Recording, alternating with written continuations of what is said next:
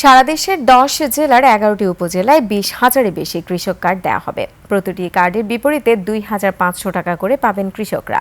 এছাড়া সুলভ মূল্যে কৃষি উপকরণ বিতরণ, কৃষি বীমা, কৃষি ভর্তুকি সহ নানা সুবিধা পাওয়া যাবে বলে জানিয়েছেন প্রধানমন্ত্রীর মুখপাত্র মাহাদি আমিন।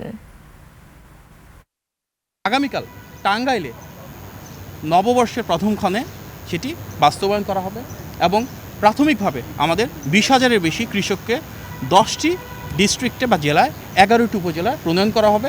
শুধুমাত্র টাঙ্গাইলে কালকে মাননীয় প্রধানমন্ত্রী নিজ হাতে ১৫ জনকে প্রণয়ন করবেন কৃষক কৃষাণে, এবং সেই কৃষক কার্ড টাঙ্গাইলে ১৫০০-র বেশি কৃষক কৃষাণের হাতে তুলে দেওয়া হবে। যে অর্থনৈতিক সহযোগিতা পাবেন তাই না, কৃষিকাজের সাথে সম্পৃক্ত যে কার্যক্রমগুলো রয়েছে, অর্থাৎ ওনাদের কৃষি উপকরণ, সার, বীজ, সেচ, কীটনাশক কিংবা কৃষক যন্ত্রপাতি, সেগুলো যেন ওনারা সুলভ মূল্যে পান, ন্যায্য মূল্যে পান, সেটি নিশ্চিত করা হবে।